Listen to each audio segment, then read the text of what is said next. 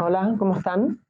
Estamos aquí en un lugar donde se graban muchos podcasts que hablan de personas que han vivido historias difíciles y que pueden contar una nueva parte de su historia más llena de luz. Este saloncito de grabación de podcast se llama Marginados y quisimos ponerle ese nombre precisamente porque consideramos que quienes han vivido ciertas situaciones en la privación de libertad eh, generalmente tienen en común ese aspecto de marginalidad o de marginación de muchos aspectos de la sociedad. ¿Sí? Camilo, Manuel, bienvenidos, yo soy Lucía. Paternitas y Confapreco aquí presentes. Creo, no, quizá toda esta introducción es totalmente innecesaria, pero quería, Camilo, que nos contaras tú como abogado en qué consiste el recurso de amparo que nosotros como instituciones, sumados con 81 razones, presentamos ante la Corte de Apelaciones en favor de un cierre total de la penitenciaría. Buenos días, primero que nada. El recurso que se impetró ante la Corte de Apelaciones de Santiago buscaba materializar el cierre de la unidad penal por vulneraciones graves en los conceptos de habitabilidad y condiciones de vida propias de la unidad penal ya mencionada, el CDP de Santiago Sur, ex penitenciaría, ya que el edificio donde residen actualmente 6.604 internos al 31 de mayo del 2025, no cuenta con las condiciones óptimas para el tratamiento de reclusos. Este amparo se resolvió después de una larga tramitación legal, donde en primer término la Corte de Apelaciones lo había declarado inadmisible, es decir, no querían conocer del asunto. Se tuvo que apelar a esa decisión, llegar a la Corte Suprema, y la Corte Suprema ordenó a la Corte de Apelaciones conocer de este asunto. En el mismo recurso se solicitaron como medio de acreditar los hechos relatados en el amparo, que la propia Corte se apersonara en la unidad a fin de constatar por sus propios sentidos la veracidad de los hechos planteados en el amparo, situación a la cual la Corte en 3 oportunidades se niega a realizar, solamente quedándose con los informes que emitió Gendarmería de Chile, en el cual dicho informe, y como un dato totalmente anecdótico, lo emite el director nacional de Gendarmería, indicando que es abogado. Situación que en la misma página del Poder Judicial podemos contrastar que no es tal. En segundo lugar, el Ministerio de Justicia y Derechos Humanos emite su informe sobre el asunto, y el tercer recurrido en este amparo era el presidente de la República, representando al Estado de Chile, y este último no emite informe, ni siquiera es llamado por la Corte a comparecer. El día 30 de septiembre, la Corte emite el fallo del recurso, recurso en el cual se había integrado el Instituto Nacional de Derechos Humanos como parte recurrente, y el cual presenta informes apoyando en la materialidad del recurso, informes que hacían alusión directamente a las condiciones de salubridad de la unidad penal, de la falta de atención médica, e incluso mencionando que ocurrieron muertes al interior de la unidad por falta de atención médica.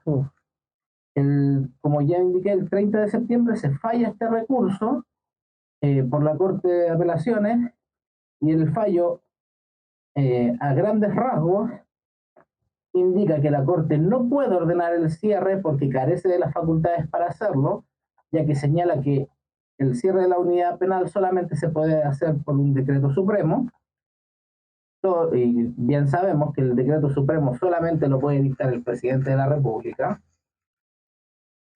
Y lo que hace el mencionado fallo es declarar la ilegalidad de la actuación del Ministerio de Justicia y Gendarmería de Chile, pero sin subsanar los problemas. ¿Y define en qué hay una actuación ilegal? Ilegal de Gendarmería de Chile con respecto a las condiciones de vida de los internos de la unidad penal, pero no pone solución al problema, no señala más que en la parte resolutiva, la cual voy a citar, es que solo en cuanto a ambas recurridas deberán, a la mayor brevedad, dar solución adecuada en la atención de salud de los internos del CDP Santiago Sur, así como actualizar el stock de remedios y fármacos de uso frecuente, proporcionar un acceso sanitario limpio con las medidas higiénicas adecuadas para todos los reclusos, proporcionar colchones disfrazadas a todos los internos y en particular velar por un pronto aumento de la dotación del personal de enfermería en forma suficiente a los requerimientos de la población del CDP Santiago Sur, informando a esta Corte sobre el plan de contingencia que adoptará a este respecto dentro del plazo de 30 días una vez ejecutaría la sentencia. Es decir, el 30 de octubre. Primero, la sentencia aún no se encuentra ejecutoriada. Ya. Por tanto, no se encuentra ejecutoriada, por tanto, aún existen los plazos para interponer apelaciones contra de la sentencia. Apelación que ya estamos trabajando, que se va a interponer a más tardar el día de hoy, 3 de octubre, porque el fallo, si bien tiene un punto claro y a favor, que es señalar la ilegalidad de la actuación de la institución custodia y del Ministerio de Justicia y Derechos Humanos, pero no resuelve el amparo, no resuelve la problemática de los internos.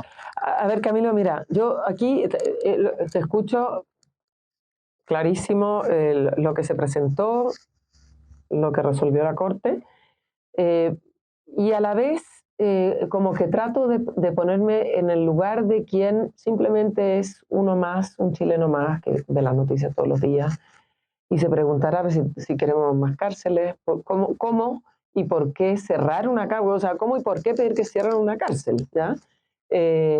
No sé si Manuel nos puede contar un poquito de las condiciones físicas reales en las que está, cuál es la historia de este edificio y por qué algo así es tan importante si uno quiere un proceso adecuado en quien cumple su condena. Sí, bueno, buenos días también y bueno, antes que nada yo soy el director ejecutivo de la ONG Confapreco durante muchos años. Y aquí todo esto que sucede obedece a un trabajo y a una investigación de muchos años, no es un tema caprichoso. Primero que nada hay que decir que la Penitenciaría de Santiago actualmente tiene 182 años. Es un edificio que ha pasado por grandes procesos geológicos, aguantando el último remesón el año 2010 con el terremoto de 8 puntos y tanto.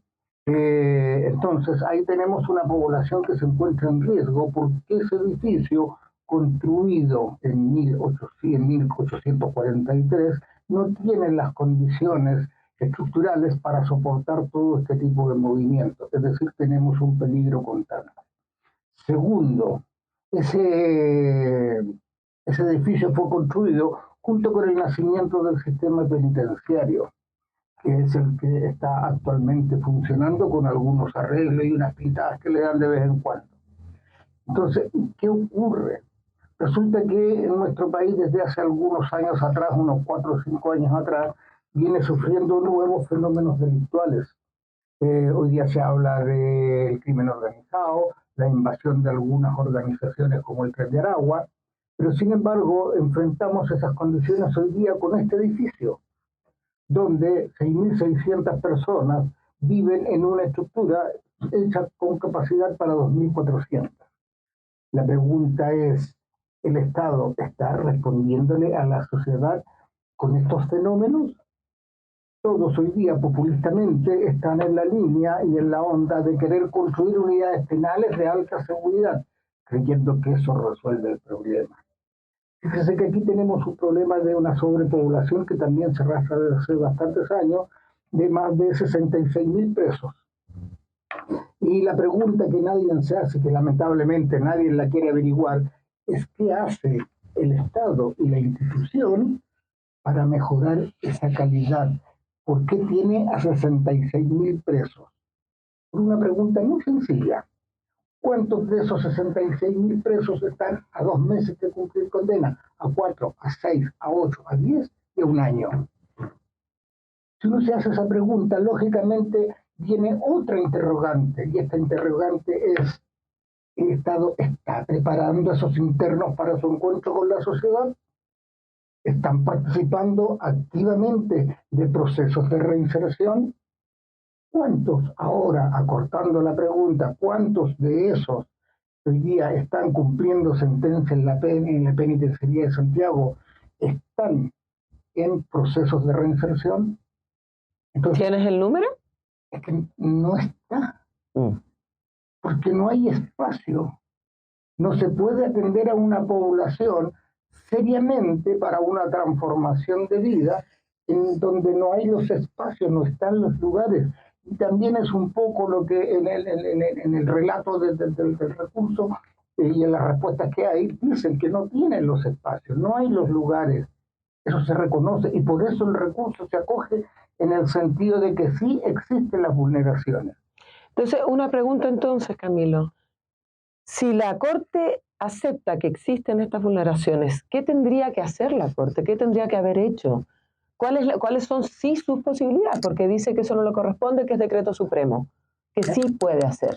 En primer lugar, y del origen de la acción de amparo, nosotros como instituciones recurrentes combinamos como recurrido, como responsable al Estado de Chile representado por el presidente de la República, posteriormente al Ministerio de Justicia y en último lugar Gendarmería de Chile representada por el Director Nacional.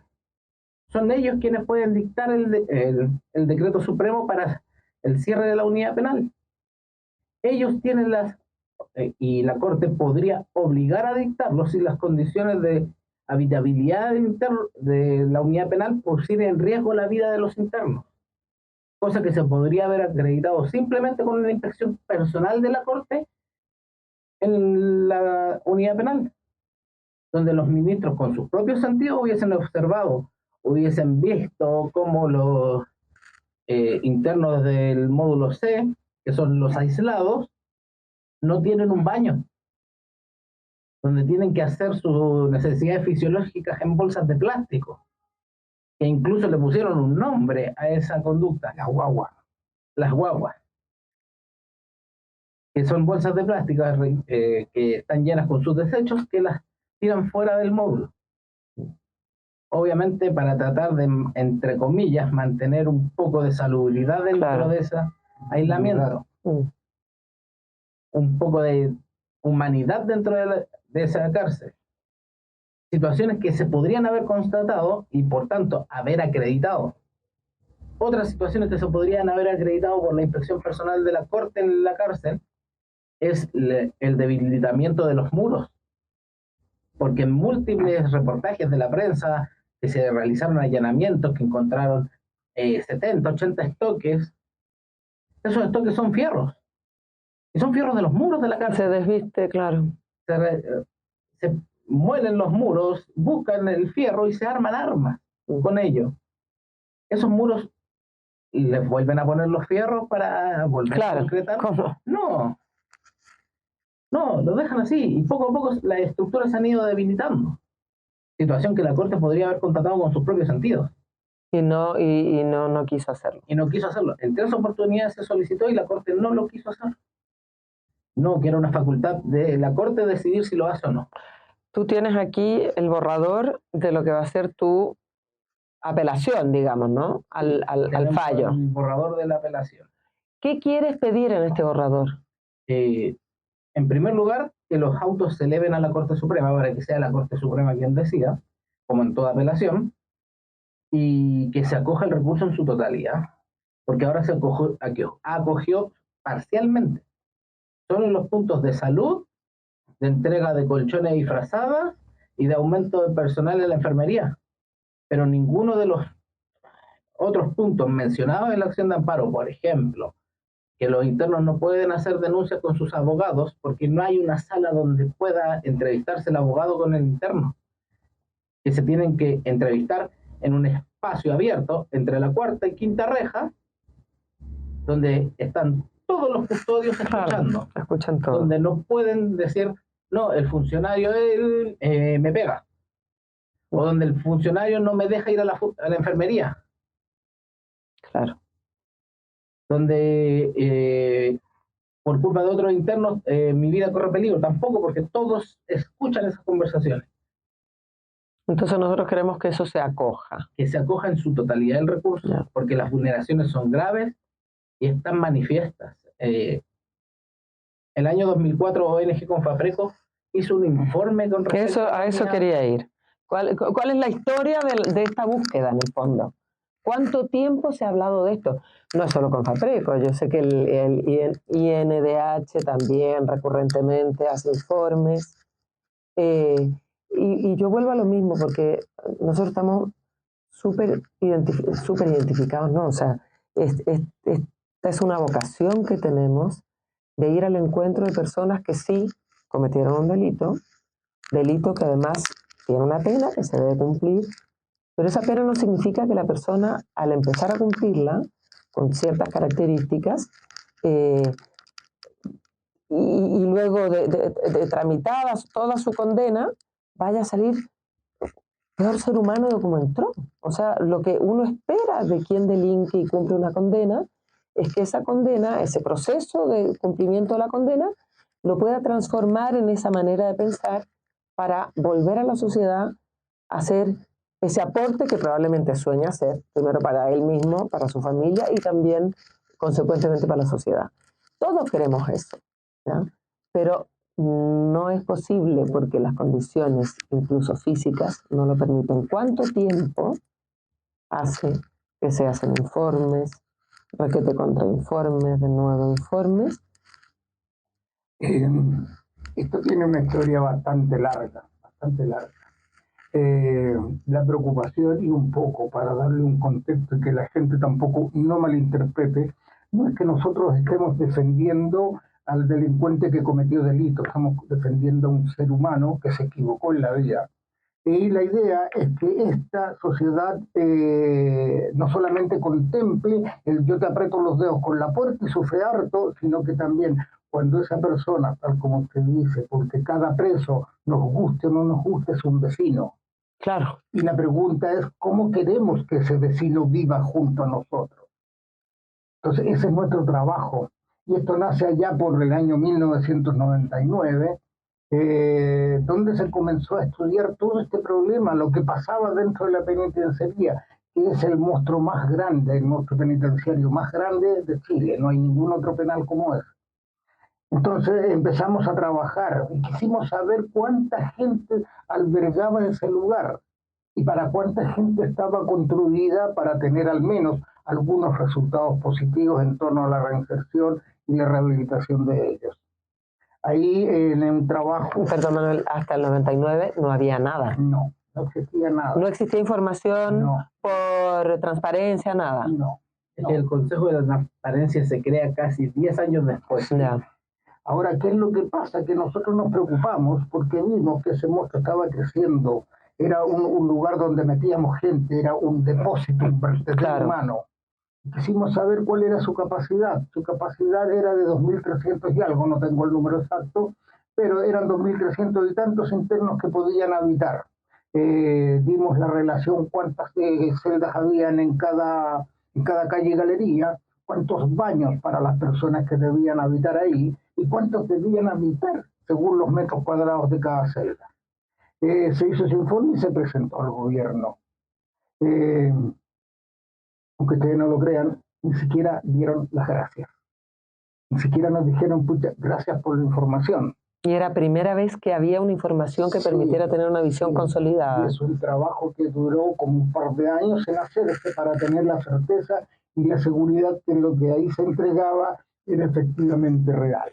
Yo te escucho decir eso y a mí al tiro me viene la reflexión de que efectivamente en este país se viene dejando así como en último lugar, una reflexión sobre lo que se está haciendo con los privados de libertad y con las cárceles. Entonces hoy estamos angustiados con los problemas de seguridad y sin embargo es como que nos hubiera explotado una bomba que hace tiempo se viene anunciando que va a explotar, ¿o no? Mira, aquí hay una cosa que hay una dicotomía, porque a todo el mundo siempre, no solamente ahora, le interesa el tema de seguridad, le interesa el tema cómo está operando la delincuencia dentro del contexto social. Pero sin embargo, cuando se habla de la cárcel, ese es el último escalón de las preocupaciones sociales. Es como si no tuviera nada que ver con el delincuente, como si no sé. Entonces ahí esa dicotomía es muy dolorosa porque no responde a las necesidades que va teniendo el país. Hoy día hay un caso, y que también es la pregunta que ojalá se responda el Estado y Gendarmería, es que, y hace pocos días salió en la prensa, de que el crimen organizado había dejado una corona amenazando de muerte a un funcionario de Gendarmería, creo, de rango capitán. Sí, es un hecho grave. Amenazar a alguien de muerte es grave. No solamente es grave, es un delito. Exacto. Ya, pero ahora también hay que hacerse las preguntas lógicas para poder entender los contextos. ¿Qué hace gente del crimen organizado en la unidad penal del CDP Santiago Sur? Esa unidad penal cuenta con todos los mecanismos necesarios para contener ese tipo de gente. Tú dices que no. Es decir, que Gendarmería tiene que responder por eso. Esa cárcel no mantiene los estándares de seguridad acordes para ese tratamiento específico, siendo que literalmente al lado de la unidad penal está la unidad especial de alta seguridad, que cambió de nombre, ahora el nombre es REPAS, pero tienen una unidad especial de alta seguridad, donde tienen otros protocolos, donde incluso la construcción es mucho más firme, donde se mantienen políticas de seguridad y segmentación adecuadas. Sí. Entonces, ¿qué hace una persona del crimen organizado en una cárcel de mediana seguridad? Ok, entonces, Camilo, la pregunta de nuevo vuelve a lo mismo, porque al final estamos llegando a lo que es una preocupación ciudadana de todos, a la vocación que tenemos todos nosotros en el trabajo que hacemos en nuestros lugares, en nuestras fundaciones. ¿Por qué este recurso debiera tener tanto valor y qué debiera significar en una política pública pro reinserción? Es decir, que la persona cumpla la condena y que en el cumplimiento de esa condena se haga un camino para un adecuado regreso, digamos, a la libertad. ¿En qué incide una cosa con otra? Este recurso es de vital importancia, primero, en relevar la condición humana de manera digna dentro de una cárcel. Que si bien las personas están cumpliendo sentencia porque cometieron un delito, pero al estar privados de libertad, lo único que pierden es la privación de libertad, no pierden su dignidad. Ellos tienen que poder dormir en un colchón, tienen que poder tener acceso a un baño, a poder ducharse, a mantener las normas que una vez que salgan al tejido social van a enfrentar, que van a vivir en su casa, van a tener un baño, todas esas condiciones tienen que mantenerlas en la cárcel para asimilar las conductas, que no se vuelvan, entre comillas, bestias al interior de la cárcel. Porque eso es lo que provoca el dormir en un piso. Solo te provoca más enojo, te provoca odio. Exactamente. Te provoca odio, te provoca que tu forma de resolución de conflictos sea la violencia. Y eso después lo internalizan. Como una forma de vivir. De resolver sus conflictos, de resolver los problemas. Lo que se llama ¿cómo es? Prisionización. Esto es prisionización. Y normalizar conductas que son propias de la cárcel en el medio libre. O sea, una estructura, una mala infraestructura, estas pésimas condiciones de vida son caldo de cultivo perfecto para una cultura. Para generar delincuentes, literalmente. Sí. Para generar delincuentes. La cárcel lo único que está haciendo que el infractor de ley, que cae como primerizo, llamémoslo, cae como primerizo a una cárcel, sobre todo el CDP Santiago Sur, al salir de esa condena, salga peor de lo que ingresó. Claro, Con eso es lo otros que no se está conceptos, mirando. Con otros conceptos, con otras normas, con otra mirada de la vida, porque allá al interior de la cárcel, al vivir en la jungla, se adapta a esa jungla, se adapta a esa Para violencia. sobrevivir, además. Fíjese, Es lo un bueno tema parte de él. aquí hay un tema que yo admiro mucho a Paternita por eso, porque Paternita permanentemente siempre está preocupado de los niños. Fíjese que cada infractor de ley, nos guste o no nos guste, es padre de niños. Cuando él adquiere conductas de este tipo en unidades penales como el del CDP Santiago Sur, esa la transporta a su casa y al niño le va entregando ese tipo de conceptos. Es decir, no solamente está dañado él, sino que va a dañar a la próxima generación. Y eso es importante, igual que la sociedad lo entienda. ¿Cuál es la complejidad de esto? No es solamente el delincuente que hay que hacerlo sufrir, sino cómo somos capaces de evitar todo el problema posterior. Yo creo que es importante este recurso, es importante que el Estado entienda que tiene que preocuparse realmente de la reinserción de las personas. No hay, yo creo que, quiero no equivocarme, pero no existe ningún otro remedio para la delincuencia que la reinserción, a menos que se saque, no sé, un premio de la lotería, porque es millonario, pero no existe otro remedio.